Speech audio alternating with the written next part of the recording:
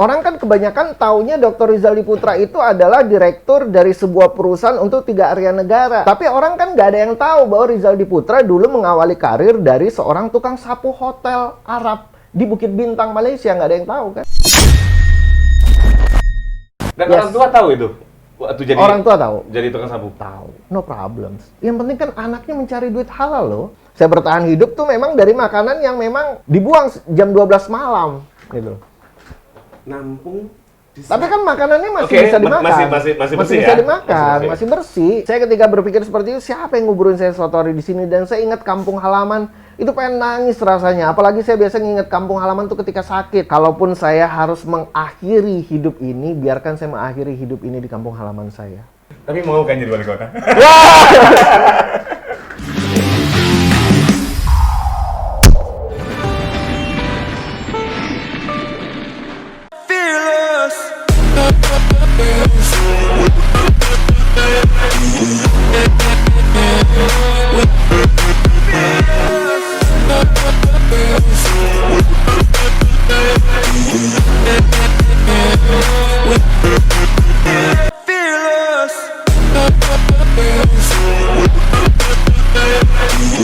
Hai semuanya, dukung terus channel ini dengan cara klik tombol subscribe, like, dan share dalam hitungan 5, 4, 3, 2, 1. Terima kasih dan selamat termotivasi.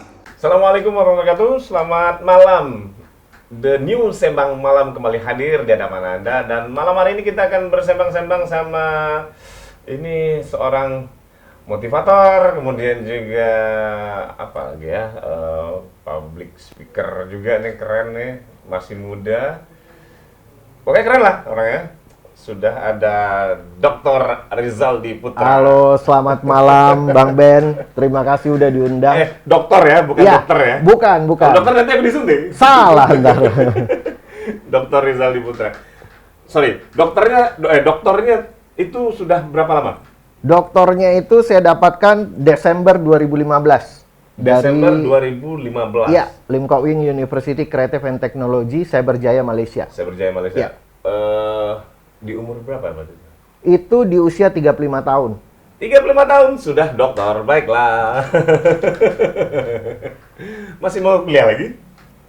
Ini sekarang doakan insya Allah akan menuju ke profesor, tapi tentunya kan? Ada prosesnya dong.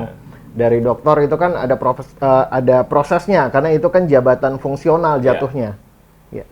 Dokternya di bidang apa? Dokternya di bidang manajemen. Manajemen. Yang berfokus kepada leadership. Kepemimpinan. Oke, itu yang akhirnya menjadi apa ya, untuk masalah coaching segala macam motivator ya. Karena memang selain mengajar di kampus, tentunya kalau dosen hanya di kampus saja tentunya akan sulit berbagi. Tapi yang saya lakukan sekarang adalah saya aktif sebagai motivator dan konsultan juga. Alhamdulillah dipercaya sama 3 kementerian saat ini. Sama Kemenkumham, itu untuk melatih motivasi, memberikan coaching kepada para eselon. Kemenhub untuk melatih duta keselamatan se-Indonesia, Kementerian Perhubungan. Se-Indonesia yang dikumpulkan di Jakarta. Nanti di sana akan saya berikan motivasi. Yang ketiga? Yang ketiga itu sama Kementerian Desa. Pada saat itu kita menjalankan program knowledge sharing. Program knowledge sharing merupakan salah satu program reformasi birokrasinya Bapak Presiden Joko Widodo. Itu adalah program knowledge sharing di Kementerian Desa, di PDTU Kementerian Desa. Itu kalau yang untuk di Kementerian Desa, siapa yang menjadi ininya? Peserta dalam knowledge sharing? Menjadi pesertanya sama, para eselon juga. Eselon juga? Iya, eselon 1, 2, 3, dan 4. 3 kementerian dipegang? Luar biasa. Ya bukan dipegang ya Bang ya, maksudnya bukan dipegang-pegang ya. Dan Naryal loh. Kan baru. Ini kan agak, aku kan kenal inilah. Mulai dari abangnya. Siap. Si Reva juga segala macam. Reva di bisnis kan? Iya. Rizaldi kenapa jadi motivator ya ceritanya? Gimana awalnya kok sampai akhirnya memutuskan menjadi seorang coaching untuk trainer leadership, kemudian juga menjadi motivator seperti itu.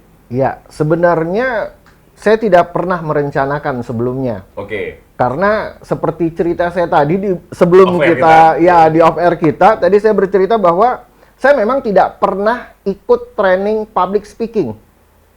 Saya tidak pernah belajar public speaking sebelumnya. Belum pernah ikut kelas public speaking, belajar sama motivator atau belajar sama inspirator ya. Yang saya lakukan adalah sebenarnya praktek. Jadi menjadi public speaker itu sebenarnya based on praktek. Bagaimana cara kita mau melakukan praktek? Tapi di perkuliahan tidak ada mata kuliah yang berkaitan dengan public speaking? Tidak ada, tapi tentu communication skill ada dong. Ada ya. Tapi kan kita nggak ngebahas Tapi sampai itu sejauh lebih mana. general ya, lebih Yes. general ya. Saya sebenarnya belajar berbicara di depan umum itu ketika usia saya masih 8 tahun. Ngapain 8 tahun? Ya, ngapain 8 tahun ya? Kok tiba-tiba bisa Kalau ngomong sekarang gitu 8 ya? tahun, oke, menjadi YouTuber kan? Yoi. Kalau dulu 8 tahun. 8 tahun gitu ya. Nah, ketika saya usia 8 tahun, kebetulan waktu itu ayah seorang kepala daerah Oke. di Pekanbaru, wali Ya. kota Pekanbaru. Nah, beliau waktu itu ada kampanye sebuah partai ya. Oke. Ada kampanye sebuah partai. Nah, waktu itu beliau berkata kepada saya, "Res, besok jadi kampanye cilik ya, Nak," katanya. Oke.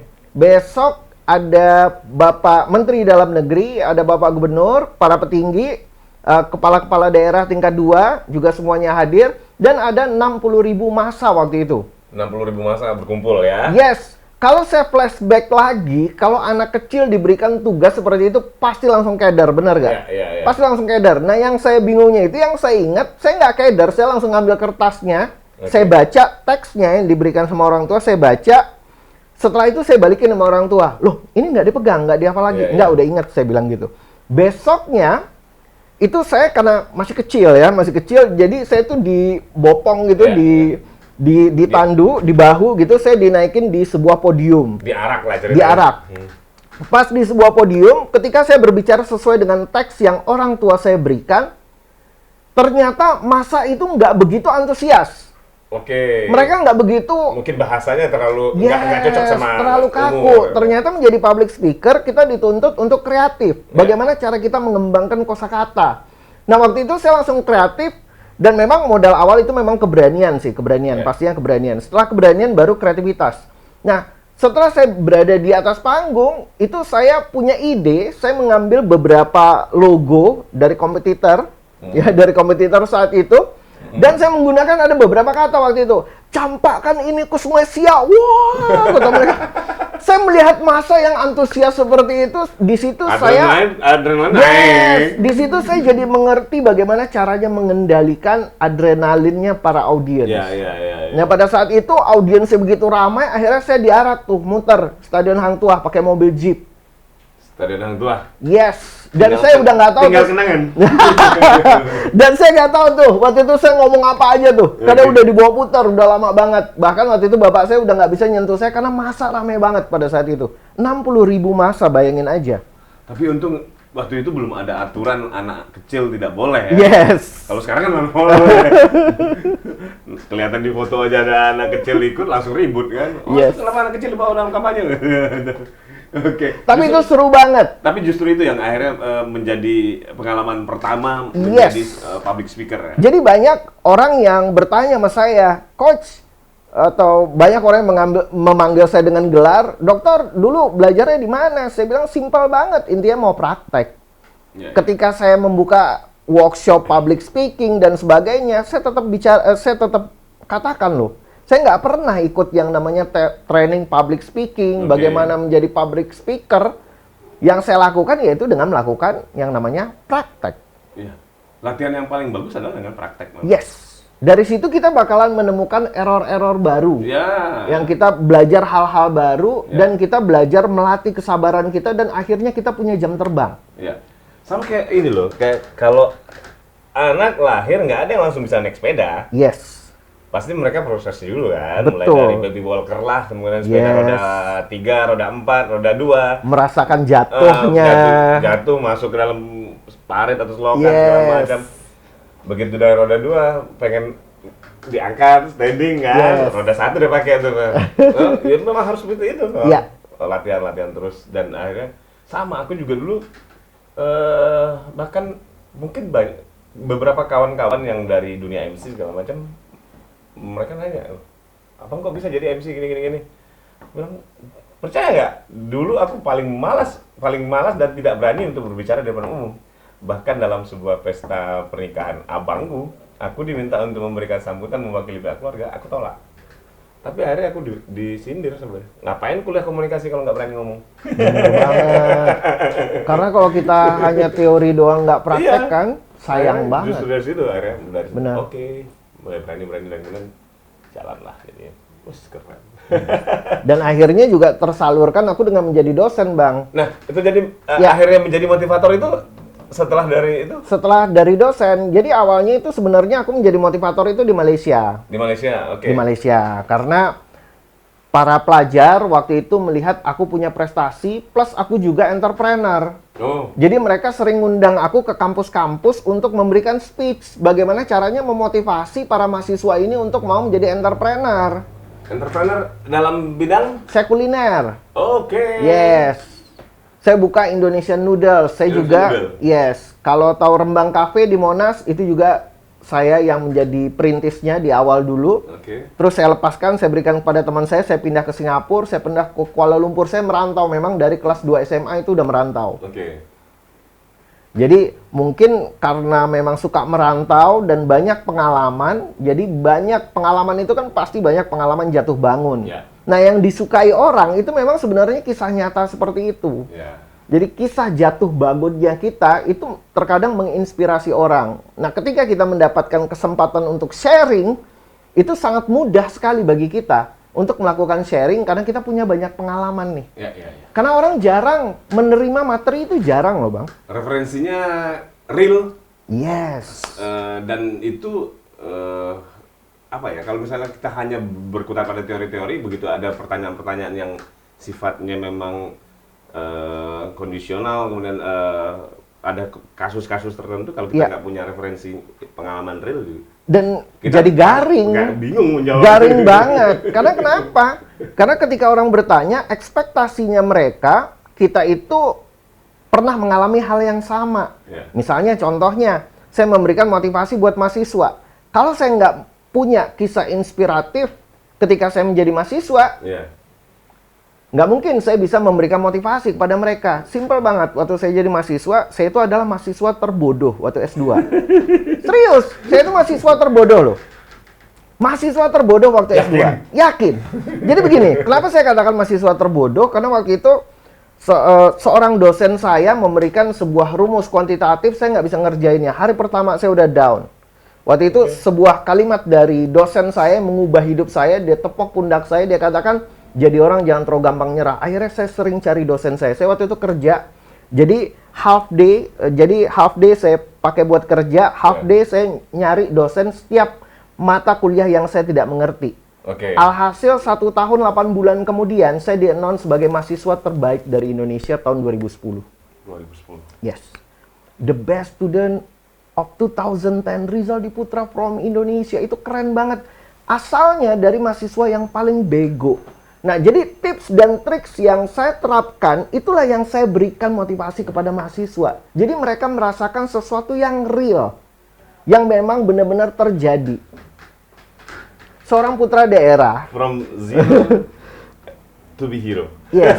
Seorang putra daerah dan orang kan kebanyakan taunya Dr. Rizal Diputra itu adalah direktur dari sebuah perusahaan untuk 3 area negara. Tapi orang kan nggak ada yang tahu bahwa Rizal Diputra dulu mengawali karir dari seorang tukang sapu hotel Arab di Bukit Bintang, Malaysia. Nggak ada yang tahu kan? Nanti kita ceritakan itu. Kita rehat Nanti ya. dulu ya. Siap. Jadi Dokter Rizaldi pernah jadi tukang sapu di hotel. Jangan kemana-mana, tetap di The New Sembang Malam. Masih di The New Sembang Malam dan kita masih berbincang-bincang dengan Dr. Rizaldi Putra, seorang tukang sapu di hotel di Malaysia. Dan pada saat itu lucunya itu banyak yang bertanya, maksudnya tuh pada saat itu sebenarnya mau dikatakan keluarga mampu nggak? Mampu. Nah itu dia. anak seorang mantan wali kota Pekanbaru ngapain juga jadi tukang sapu di hotel di Malaysia? Pada saat itu orang tua menjadi asisten gubernur. Mau pada bikin saat itu. drama nih, drama sedih. Drama Korea gitu ya. Biar banyak ini ya, simpati gitu. Jadi begini, intinya sebenarnya jadi anak muda itu harus mau mandiri. Oke. Itu satu. Kedua, jadi anak muda itu harus suka tantangan. Ya. Karena begini, kita pengen dapat pengalaman, kita harus bayar harga untuk mendapatkan pengalaman. Oke. Pengalaman itu nggak bisa dibeli. Oh ya, pasti. Nah, ketika saya pertama kali mulai bisnis itu sebenarnya di Jakarta, pertama kali. Oke, yang tadi Pertama kali, sebelum, ya, di Rembang Cafe. Rembang Cafe ya. Nah, saya waktu itu punya ide, tapi nggak punya modal. Saya punya ide, Tapi tidak punya bikin modal. bisnis kuliner, tapi Oke. saya nggak punya modal. Waktu itu saya memanfaatkan ketakutannya orang tua, kekhawatirannya orang tua pada saat itu. Saya mencium aroma-aroma. Saya memanfaatkan kekhawatiran orang tua. Oke. Saya bikin sistem karantina. Saya punya sistem karantina. Teman-teman saya pulang dari SMU, saya di SMU 26, pulang dari SMA itu mereka semuanya ada sistem karantina. Mereka kerja buat saya di kafe, Oke. oke? Dan mereka insya Allah pergaulannya terjaga nih. Ya. Pergaulannya jadi sehat ya kan karena mereka kerja dan saya gaji. Saya waktu itu presentasi di depan para wali murid, cuman saya katakan saya nggak punya modal. Alhamdulillah dimodalin, Pada saat itu masih sekolah. masih sekolah. Oke. Jadi kita buka bisnis dan alhasil orang tua ada yang nyumbang dapur, ya karena kita memang nggak Iya, punya betul. bangunan. Nyumbang dapur, ada yang nyumbang tukang masak, ada yang nyumbang uang, ada yang nyumbang alat-alat masak dan sebagainya. Iya. Dan alhasil saya berhasil menciptakan sebuah sistem karantina tanpa modal. Dan kita berhasil waktu itu meraup keuntungan dan kita berhasil membalikkan modal 1 tahun setelah kita membuka kafe itu. 1 tahun bisa BP. Ya. Itu pertama kali pengalaman dan itu di Jakarta waktu itu. Nah, beda kalau story-nya itu di KL. Ya. Karena saya waktu itu pindah ke Singapura, sama ngopi ya, Bang ya. Pindah ke Singapura, terus habis itu baru saya pindah ke KL karena waktu itu surat menyurat di Singapura agak sulit. Agak ribet ya. Agak ribet karena pada masa reformasi rata-rata Ya, teman-teman pada hijrah ke sana semua. Itu yang membuat sulit waktu itu ngurus surat-surat di Singapura. Enggak, itu aku masih penasaran ngapain juga. Jadi, kok bisa jadi tukang sapu itu ceritanya gimana?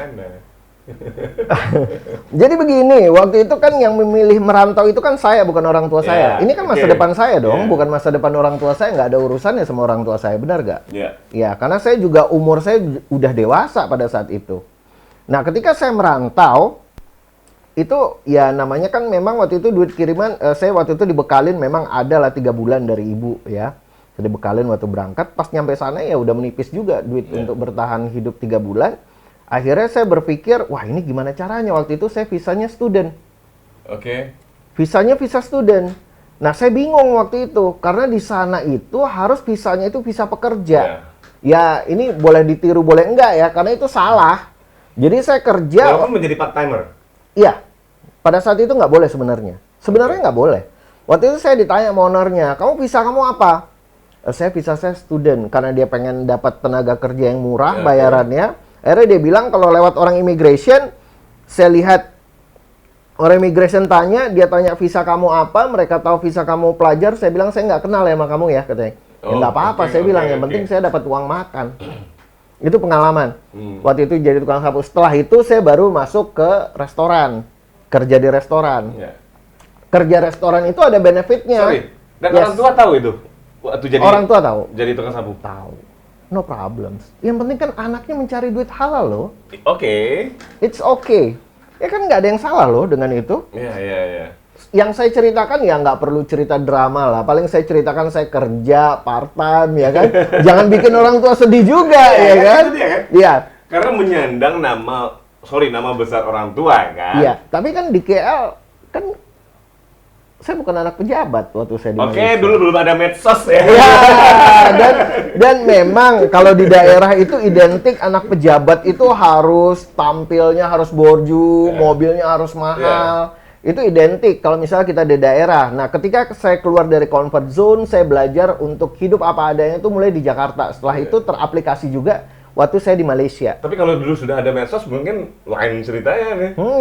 cepret dipotong. Ya, kalau boleh kalau boleh jujur ya, ketemu sama anak camat juga mobilnya gede banget ya. Potong. Iya, anak wali kotanya.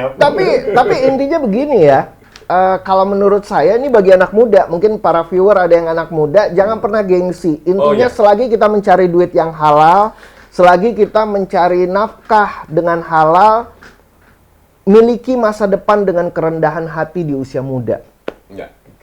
Kalau usia muda sudah tidak punya kerendahan hati, kita susah mau jadi orang. Suatu hari ketika kita menjadi orang sukses, kita nggak bakalan terbang. Karena kenapa? Kita tahu asal kita dari orang di bawah. Iya, iya. Nah, kalaupun suatu hari di masa kita jaya-jayanya kita jatuh, kita bangkrut, kita nggak tumbang. Karena kita sudah terbiasa dengan kehidupan yang sederhana. Tapi memang beda ya. Zamannya kita dulu sekolah ya. Iya. Kan kita biar sama ya. Biar sama umurnya ya. Nggak, kayak, Iya. kan Reva pada saat itu kan jadi adik kelas gue. Iya. Tapi abangnya gua adik kelas lu ya.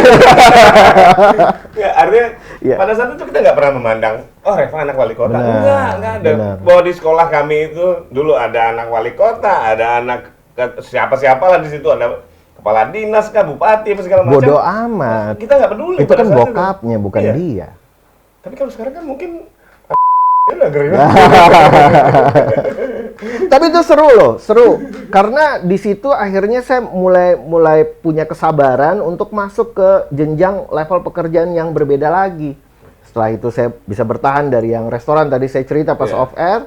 Saya bertahan hidup tuh memang dari makanan yang memang dibuang jam 12 malam gitu. Nampung. Tapi kan makanannya masih Oke, bisa dimakan. masih bersih bisa ya? dimakan, Masih masih bersih. Istilahnya itu restoran itu memang punya SOP. Ya, kalau di hotel kan memang seperti itu kan, hotel ataupun restoran seperti itu. Barang-barang yang sisa kan langsung dibuang. Yes, dan itu masih layak Ya. makan. Jadi Ya. saya melihat, wah mubazir banget saya bilang. Sementara saya memang perlu Hmm. uang dan sebagainya, melihat itu kayak melihat emas ya kan. Akhirnya saya tampung dan itulah saya bertahan hidupnya dari situ. Nah itu barulah pelan-pelan saya menjadi karyawan, terus akhirnya menjadi manajer, menjadi trainer, akhirnya menjadi direksi. Masuklah ke jenjang level direksi. Jadi kalau teman-teman mahasiswa yang masih muda-muda pokoknya nonton acara ini, jangan dilihat Dr. Rizaldi sekarangnya gitu ya. Pernah menjadi apa aja Di KL itu terakhir itu memang pencapaian saya yang tertinggi itu sebagai direksi untuk 3 area negara, yang nggak perlu sebutin label kali ya. Nah, itu pencapaian tertinggi. Nah, justru kalau saya boleh jujur, ketika kita sudah pencapaian tertinggi, itu ada titik jenuhnya. Kenapa saya katakan titik jenuh? Karena sebenarnya yang seru itu prosesnya. Ya. Bukan hasilnya. Proses untuk mengejar mimpi, itu keseruannya itu di situ. Bukan hasilnya. Hasil itu apa ya? Kita udah dapat hasil, kita udah duduk, udah nyaman, nggak enak. Saya tuh tipe orang yang nggak suka berada di zona nyaman. Itu tipe saya tuh. Saya kalau berada di zona nyaman, saya bakalan bosen, satu. Kedua, saya bakalan merasa, kok nggak ada tantangan lagi ya? Jenuh banget nih hidup ya. Bosen banget hidup kayak begini doang ya. Statik banget. Anti kemapanan berarti? Enggak. Bukan anti kemapanan, tapi anti anti kenyamanan. Kalau mapan itu nggak ada masalah, bagus. Orang mapan itu nggak ada masalah, bagus. Tapi ketika orang nyaman, kreativitasnya akan dibunuh oleh kenyamanan itu sendiri. Mati sebelum waktunya mati ya? Yes, idenya jadi nggak bertumbuh, gagasannya jadi nggak berkembang. Sama seperti zaman sekarang, zaman pandemik ini. Kebanyakan orang mau berada di zona nyaman dan mengeluhkan keadaannya. Kebanyakan orang mengeluhkan keadaan pandemi dan berkata bisnis jatuh. Come on man, semua orang bisnisnya jatuh. Ya dari hulu ke hilir semua kena semua. Semua, kan? satu dunia. Iya. Satu dunia bisnisnya sekarang sedang jatuh. Lu mau cerita jatuh sekarang sama orang, diketawain. Sama. Makanya saya kebanyakan ngeliat orang cerita jatuh, cerita aduh sekarang lagi susah. Come on man, wake up. Nggak ada, pokoknya yang namanya jatuh itu semua dari kita sekarang ini sedang stuck. Nah, ini ada terobosan. Jadi selama pandemik ini, alhamdulillahnya itu saya bisa menghemat waktu. Contohnya kemarin kerjasama sama salah satu perusahaan BUMN melatih para leader, ya leader untuk area Riau, Kepri, dan Sumbar. Itu pimpinan cabang ke atas. Itu kan kalau misalnya saya harus ke Sumatera Barat, saya harus ke Kepri, itu kan ribet banget. Makan waktu, Yes. tenaga dan biaya pasti ya. Dan akhirnya pekerjaan saya sebagai trainer dan coach itu menjadi lebih efektif. Kemarin saya melatih para istri karyawan se-Indonesia untuk salah satu perusahaan BUMN. Nah, bayangkan aja kalau misalnya saya mengumpulkan mereka di Jakarta. Ribet. Bukan ribet aja, mahal. Mahal. Tiket pesawatnya mereka, penginapannya mereka, entertainnya mereka. Ada entertain ya? Ada dong. Misalnya mereka pengen makan duren nih malam-malam ya kan. Oke. Itu biaya loh Dan buat sekarang perusahaan. dengan online semua selesai. Yes. Dan apa yang saya katakan berkahnya di masa pandemik ini, karena saya punya banyak waktu, akhirnya saya bakalan rilis program terbaru nih. Oke. Donasi terbaik bersama Dr. Rizaldi Putra. Wes. Ini program saya terbaru. Jadi saya berpikir kemarin sama tim saya katakan, ini orang semuanya lagi ngeluh pada kesulitan. Kenapa tidak kita berbagi kepada sesama? Saya nanti akan mengajak para RT dan RW untuk bekerja sama dengan saya mencari mana masyarakat yang membutuhkan. Yang sangat membutuhkan, nanti saya akan bikin event gratis, nggak perlu bayar. Yang saya minta kepada para peserta, mereka memberikan infak terbaik atau donasi terbaik untuk orang yang membutuhkan ini. Nanti saya mengadakan kerjasama dengan Amil Zakat, ya, dengan Rumah Zakat. Saya akan mengadakan kerjasama dan kita akan bikin MOU-nya dan program ini akan rilis secepatnya. Karena di masa pandemik ini kalau kita pengen ngeluh nggak ada gunanya. Intinya habis kita kalau cuma ngeluh. dan kita akan menjadi orang yang biasa-biasa. Tapi kalau kita masih bisa berbagi di masa pandemik, that is extraordinary. Itu baru luar biasa. Oke.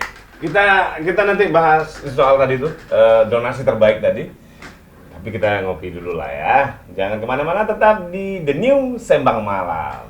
Kembali lagi di The New Sembang Malam dan kita mau ngupas lagi nih tadi dengan Rizaldi soal donasi terbaik tadi. Iya. Itu memang murni keinginan dari... Iya, keinginan dari saya. Karena begini, karena selama saya balik ke Indonesia, itu kan dari 2016 sampai sekarang. Ini saya melihat, wah ini saya egois banget ya. Kayaknya saya bikin program itu hanya untuk kepentingan saya. Ya memang nggak egois juga sih buat rumah tangga ya kan. Kita sudah berumah tangga ya, wajar kita cari nafkah. Cuman saya berpikirnya itu, di mana nih sisi letak aspek sosial gitu ya dari pelayanan yang saya berikan. Saya pengen memberikan sesuatu buat masyarakat secara langsung. Ada sisi sosialnya ya, filantropi lah seperti gitu misalnya. Lantas idenya seperti itu membuat. Yes. Jadi idenya itu saya pengennya mendatangi langsung, cari langsung orangnya, kita survei langsung, kita lihat langsung. Memang, tapi kita akan carinya itu orang yang bukan yang minta-minta, tapi dia masih berusaha di dalam kehidupannya. Dia masih berusaha, contohnya misalnya dia jual gorengan nih, dia masih berusaha cari nafkah, tapi nasibnya seret gitu ya. Memang nasibnya memang seperti itu. Nah nanti kita akan survei, kita lihat mungkin rumahnya yang tidak layak atau anaknya yang tidak sekolah. Ada tim verifikasi lah ya pasti ya? Yes. Dan saya akan lakukan itu sama tim dan saya akan pastikan tepat sasaran. Jadi donasi yang dikumpulkan itu memang kita salurkan kepada orang yang tepat. Bahkan nanti para donatur akan tahu rumah dan alamatnya, bisa cek langsung gitu. Dan seluruh keuangannya itu dipegang sama Rumah Zakat. Saya nggak mau pegang uangnya sepeser pun. Saya pengen biarkan Rumah Zakat yang memang sudah berkompetensi di bidang keuangan, mengatur keuangan zakat. Tapi nanti nggak disangka orang, ini mau nyalon nih kayak ini. Wah! Jadi begini, intinya begini, kita berada di politik, tidak berada di politik, kita tetap harus bermanfaat buat masyarakat. Oke, setuju itu. Mau di politik sekalipun, mau tidak di politik sekalipun, tetap harus bermanfaat. Nggak, kan kadang-kadang seperti itu, kita baik sedikit, terus bikin ini langsung Kayaknya mau maju nih. Loh, mau maju nggak maju kan sama aja sebenarnya.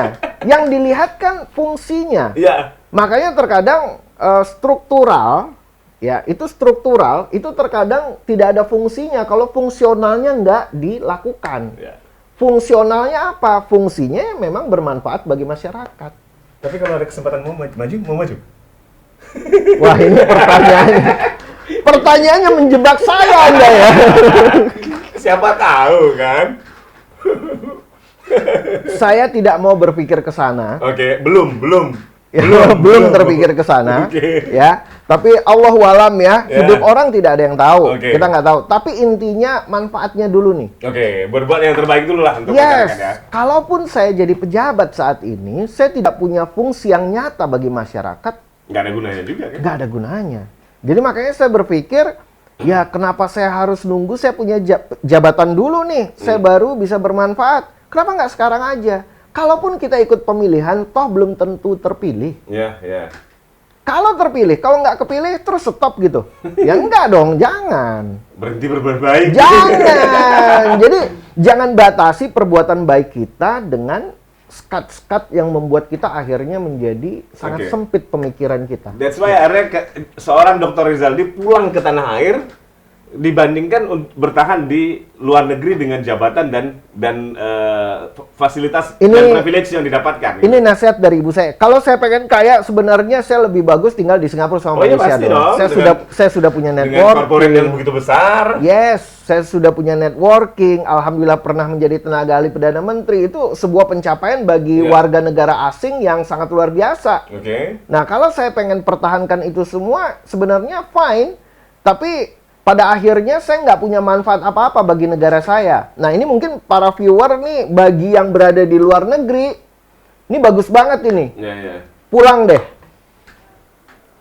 Karena teman-teman saya itu nggak ada yang mau pulang. Saya tawarin, Karena nggak ada yang berani bisa berjalan gitu. saya ajak mereka itu pulang. Bro, sis, pulang deh ke tanah air. Lu gila, Res, katanya. Mereka berani bayar gaji kita Nah, itu berapa? dia kan yang persoalan kan. Kalau boleh jujur, Rate-nya salary di luar negeri sama kita kan yes, kalau boleh jujur memang iya. Kalau mau dikatakan untung rugi, memang rugi kita pulang ke tanah air. Tapi ada tanda kutip loh, biar disclaimer nih. Iya, iya. Rugi pulang ke tanah air. ya nggak gini. Ini ada detiknya ya, biar nggak dipotong-potong ya. Jadi gini, maksudnya itu rugi pulang ke tanah air itu kalau dari segi material. Oke. Kita bisa katakan bisa dikatakan kita rugi mungkin dari segi salary atau Salary. kompensasi. Iya. Tapi kita mendapatkan keuntungan dari kebahagiaan pribadi. Ya. Itu yang nggak bisa dibeli. Itu nggak bisa dibeli. Karena kalau misalnya saya menghabiskan karir di luar negeri, saya bermanfaat bagi orang luar negeri, ya, nggak punya manfaat bagi orang di Indonesia, dan akhirnya one day I will end up with nothing gitu loh di luar negeri. Nggak ada Oke. yang bisa saya lakukan untuk orang di dalam negeri. Ya.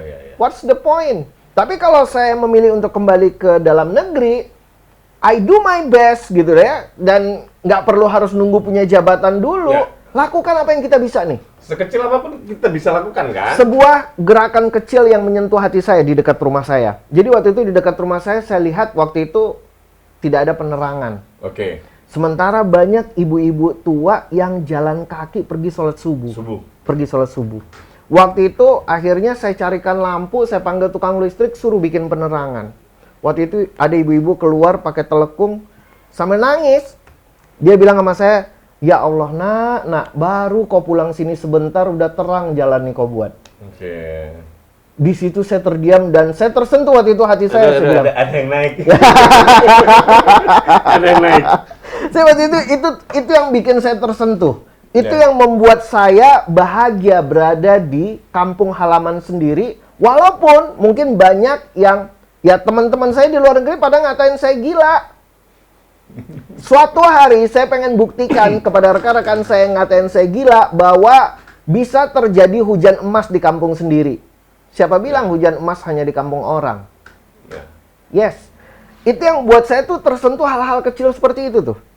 Tanpa ibu itu sadari, ibu itu menyadarkan saya bahwa sedikit pemberian saya itu bisa bernilai sangat berarti sekali buat orang di kampung saya. Ya, karena memang makanya tadi ada yang naik nih, ada yang naik. Karena gue teringat betul ibuku kalau pas waktu masih sehat itu artinya masih bisa ke masjid tiap subuh itu kan selalu lampunya gelap, lampu mati segala macam. Itu kasihan banget Iya, kan, kasihan. sempat mereka jatuh, sempat mereka apa. Saya waktu itu ngeliat rumah, gila ya, gelap banget. Saya waktu itu subuh, saya lihat ibu-ibu itu jalannya itu ngeliat ke bawah, takut Iya. gitu. Kan Sampai harus bawa senter segala saya macam. juga punya ibu, walaupun ibu saya udah nggak ada, almarhumah. Saya tentu teringat sama ibu saya, sempat ibu saya jalan nggak ada penerangan, itu rasanya gimana. Besoknya saya cepet-cepet cari lampu, telepon tukang listrik, saya minta pasang-pasangin. Itu ibu itu keluar dan ngomong seperti itu. Dia terduduk, dia sambil berlinang air mata. Itu menyentuh saya banget. Sampai saat ini saya termotivasi untuk melakukan do something lah. Nggak perlu nunggu jabatan. Kalau memang suatu hari memang dipercaya, alhamdulillah. Kalau nggak dipercaya sekalipun, go ahead. Do something. Lakukan sesuatu, walaupun kecil. Jujur, waktu pertama kali pulang ke Indonesia, saya nggak tertarik sama politik. Waktu pertama kali pulang ke Indonesia. Ya. Karena identik dengan money politik dan sebagainya. Itu bikin saya, akhirnya saya bilang sama istri, ya udah kita nggak apa-apa, kita nggak usah ke politik, kita cari duit, insya Allah ada lebih kita kasih buat masyarakat, saya bilang gitu. Tapi ternyata di Indonesia juga ada politik yang bersih. Jadi politik itu tidak salah sebenarnya. Yang salah itu oknumnya. Ya. Yang salah itu yang menjalankannya. Kembali ke pembahasan kita tadi. Mau ngomongin struktural atau mau ngomongin fungsional. Mau ngomongin struktural, kita bisa punya jabatan, tapi fungsinya nggak ada. For what? Buat bangga-banggaan doang. Ya, buat bangga-banggaan doang, saya pejabat nih, gitu. Tapi, itu jabatan suatu hari akan pergi. Iya. Ada masa berakhirnya. Saya anak pejabat, saya tahu banget, pasti ada masa akhirnya. Dan setelah jabatan dulu lepas pasti beda ya. Yes. Karena jabatan itu kan amanah. Nah kalau misalnya nama kita bagus, orang akan selalu ingat kan? Yes. Nah pertanyaannya setelah kita nggak jadi pejabat, apakah kita stop, apakah kita dikenang, atau kita tidak dikenang? Sebenarnya menjadi orang yang dikenang, ya tentu mimpinya semua orang akan banyak sekali mengantarkan kita ke tanah terakhir kita dikuburkan dan orang mendoakan kita kan? Iya. Kan itu semua dari kita, mimpi kita itu. Semua orang banyak yang mendoakan kita suatu hari ketika kita orang pergi. ke pemakaman, rame orang menyolatkan, rame orang mendoakan. Ketika saya di luar negeri, itu yang bermain di otak saya. Siapa ya besok yang nguburin gue ya? Karena teman-teman saya tuh ini pada pindah setiap 5 tahun itu pindah-pindah. Saya 18 tahun di KL, lama banget. Saya ketika berpikir seperti itu, siapa yang nguburin saya suatu hari di sini? Dan saya ingat kampung halaman, itu pengen nangis rasanya. Apalagi saya biasa nginget kampung halaman tuh ketika sakit. Sakit, di sana waktu itu masih single ya, jomblo ya, nggak ada yang ngerawat. Itu keinget kampung halaman, ya Allah. Kalaupun saya harus mengakhiri hidup ini, biarkan saya mengakhiri hidup ini di kampung halaman saya. Bukan di sini. Itu yang menjadi dorongan saya, yang kebanyakan orang yang tidak bisa lihat. Yang orang lihat kan gaji. Res, lo mau balik ke Pekanbaru, siapa yang bisa gaji lo di sana? Kalau oke lah kalau misalnya baliknya hijrahnya ke Jakarta mungkin masih ini ya secara ini, mungkin tapi masih, ini Pekanbaru gitu. Yes. Dan memang itu perlu sebuah dorongan yang kuat. Perlu sebuah motivasi yang kuat. Ya. Tanpa mengambil embel-embel jabatan dan keuntungan pribadi. Dan pada saat itu sudah berkeluarga? Saya berkeluarga itu 2014. Jadi saya menikah sama tetangga sendiri. Oke. Ya, ketika pulang ke Pekanbaru Ini itu skip sudah, bagi para jomblowan, jomblowati ya. ketika pulang ke Indonesia itu sudah berumah tangga belum? Jadi sebelum saya pindah itu, waktu itu saya berumah tangga 2014. Jadi kita nggak pakai pacaran, ketemu di rumah teman. Saya jarang-jarang nanya lawan jenis ke teman-teman, kaget. Wah, suka. Akhirnya kita ketemu, nggak ada pakai lama, ketemu cuman makan langsung masuk lamaran seminggu kemudian. Terus karena untuk pernikahan bikin pesta itu yang makan akhirnya sampai waktunya sebulan. Sebetulnya seminggu itu udah masuk melamar, keluarga udah masuk melamar. Jadi saya nikah 2014, itu masih bolak-balik tuh 2014 2016 tuh masih bolak-balik. Bahkan waktu saya wisuda itu saya wisudanya sendiri 2015 akhir Desember. Tanpa ada pendamping. Tanpa ada pendamping karena istri saya baru melahirkan. waktu itu. Istri saya Dan melahirkan keputusan untuk November. pindah dari luar Sudah negeri ke lama. Indonesia itu didukung sepenuhnya oleh istri. Oh yes, istri saya serahkan kepada saya. Kalau diajak pindah ke KL, dia lebih senang sebenarnya katanya. Ya, kalau diajak pindah ke KL, enak banget sayang katanya gitu. Cuman enggak lah, cuman dia kembalikan ke saya. Pilihan ada di tangan saya katanya. Ya udah saya putuskan untuk kembali ke Indonesia. Tapi dengan catatan saya harus tidak boleh mengeluh gitu loh. Karena istri saya udah kasih gambaran ya kehidupan di Pekanbaru seperti ini. Karena kan saya udah lama nggak di Pekanbaru. Jadi saya bilang, oke, saya ambil konsekuensinya, bismillah, saya jalanin, mudah-mudahan berkah. Oke. Karena hidup kita cari keberkahan kan, Iya dong. bukan hanya cari keuntungan. Kalau gitu kita rehat lagi nih. Ngopi lagi. Oke. Dan jangan kemana-mana, tetap di The New Sembang Malam. Kita sudah di bagian akhir The New Sembang Malam dan masih bersama Dr. Rizaldi Putra. Ini semakin jadi kenal kita ketika kita off air ya. Ternyata Iya, banyak kenal. Dunia ini sempit sekali. Dunia ini sempit. Pekanbaru kan kecil ya, gak gede-gede banget ya. Ternyata sama Reva kenal ya, abang iya. saya kenal, sama istri kenal juga ternyata. Ya ampun. Udah deh kalau gitu akhirnya kita aja deh berdua yang ngobrol gitu ya. Oke. Terus tadi kita sampai mana cerita tadi ya? Oh, sampai berbuat untuk negeri ini. Iya. Oke. Ini kalau kaitannya dengan kondisi sekarang ini, tadi kita Iya. sudah singgung-singgung juga bahwa memang pandemi COVID ini melumpuhkan hampir semua sektor. Yes. Dan kebanyakan kita kemudian akhirnya hanya mengeluh Iya, tanpa berbuat sesuatu gitu. Yes. Tapi bagi sebagian orang juga situasi pandemi ini justru menjadi saatnya mereka melakukan investasi dalam Iya. bidangnya masing-masing. Yes. Ketika nanti pandemi berakhir, Ya. turning point-nya jelas tuh. Ting. Turning point-nya jelas. Iya. Justru pada Mereka masa sudah siap duluan gitu. Yes, justru pada tahun-tahun 98 Ya. ketika setelah kerusuhan justru banyak kan milioner-milioner Ya, baru. Nanti ini pas masa-masa pandemi ini akan banyak orang-orang hebat yang bermunculan yang mungkin selama ini kita tidak lihat karena mereka mampu memanfaatkan peluang. Ya. Ya. Memang tadi kita cerita masalah sosial ya, itu program saya untuk berbagi untuk masyarakat.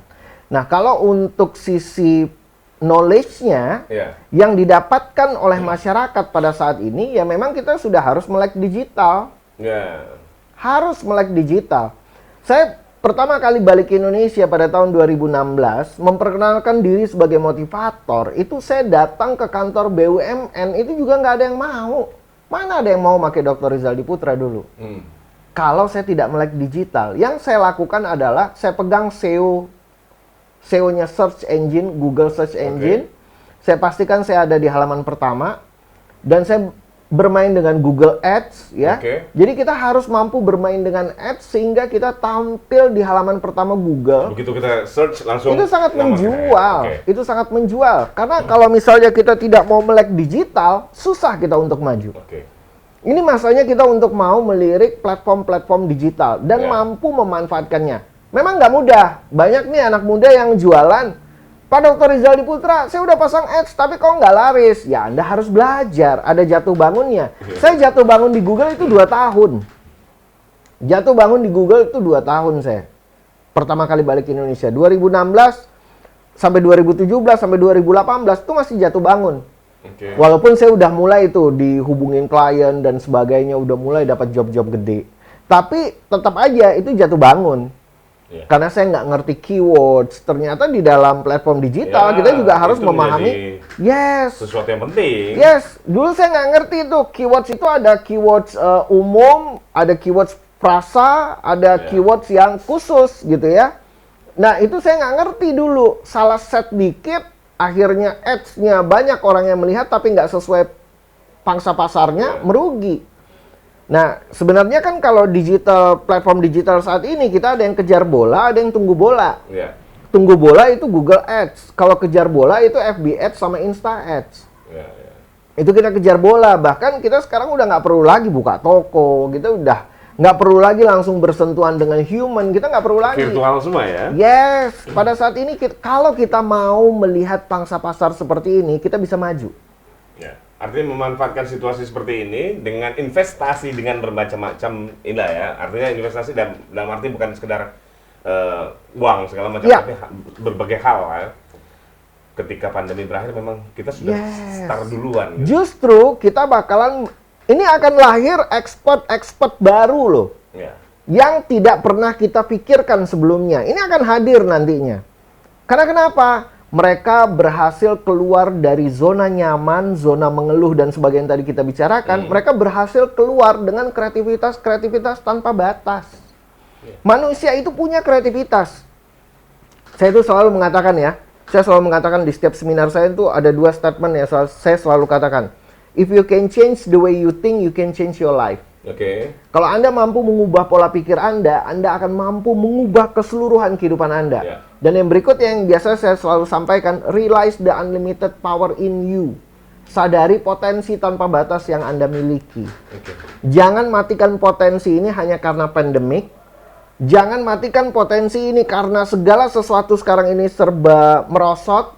Jangan matikan potensi kita di situ. Masih ada hari esok. Ya.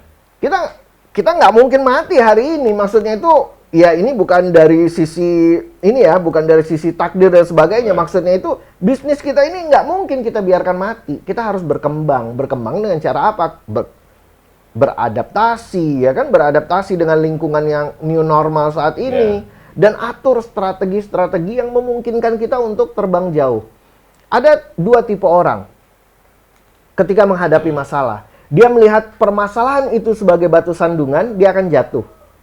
Tapi kalau dia melihat permasalahan itu sebagai batu lompatan, dia akan terbang jauh. Ada 2 tipe orang ketika menghadapi permasalahan. Nah, pertanyaannya kita tipe yang mana nih? Ya.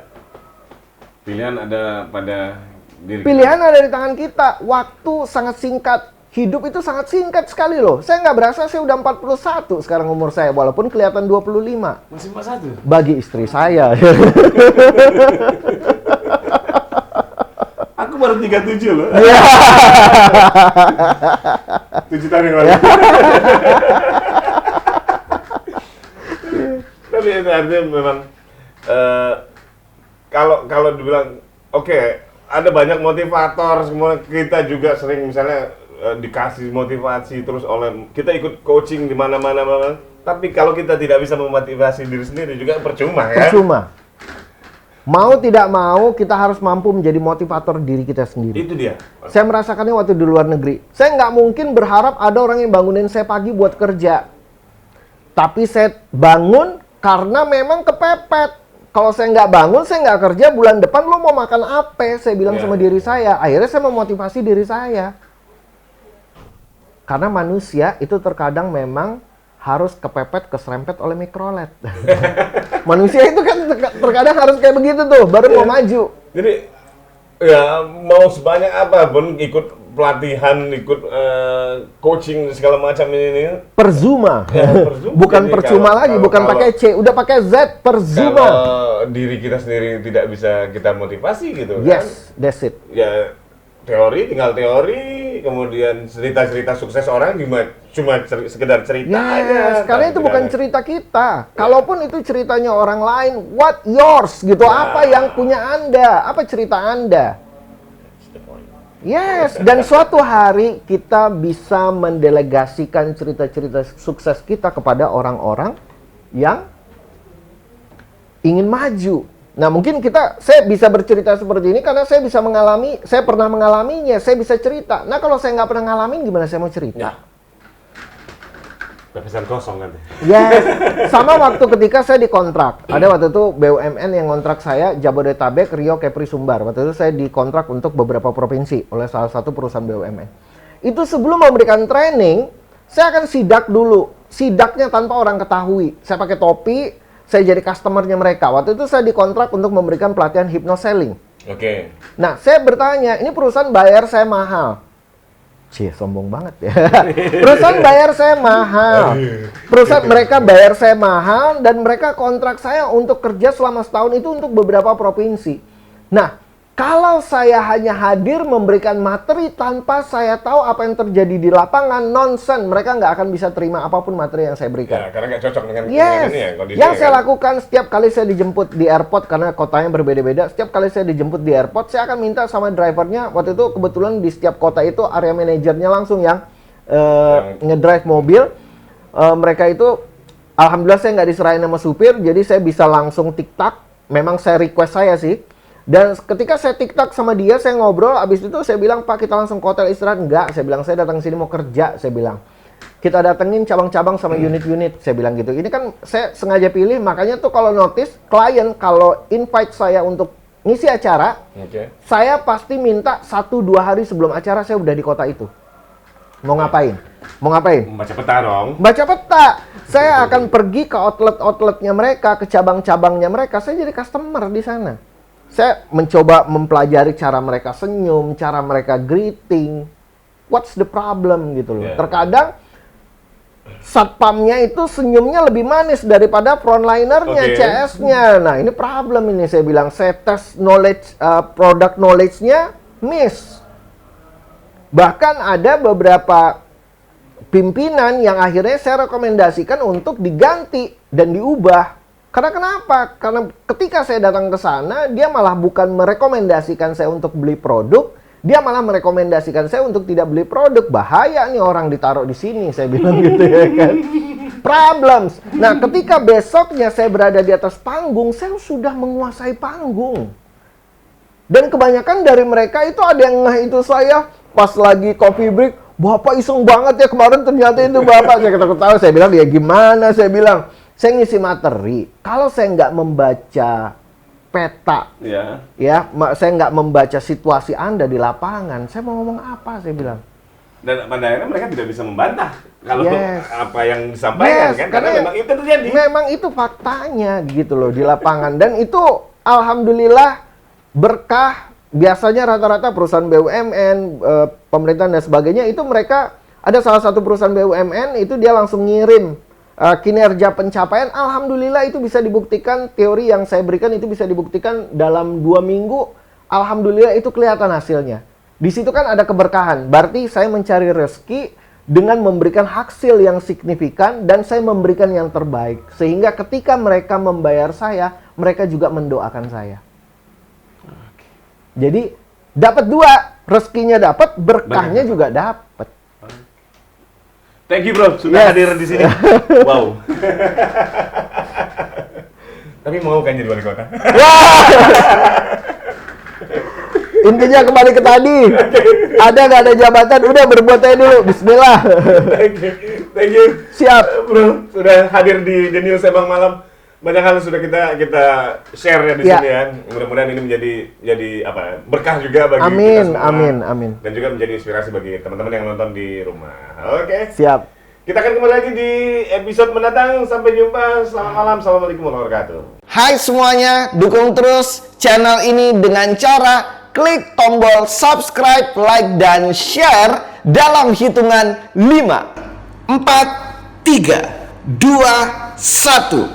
Terima kasih dan selamat termotivasi. Fearless.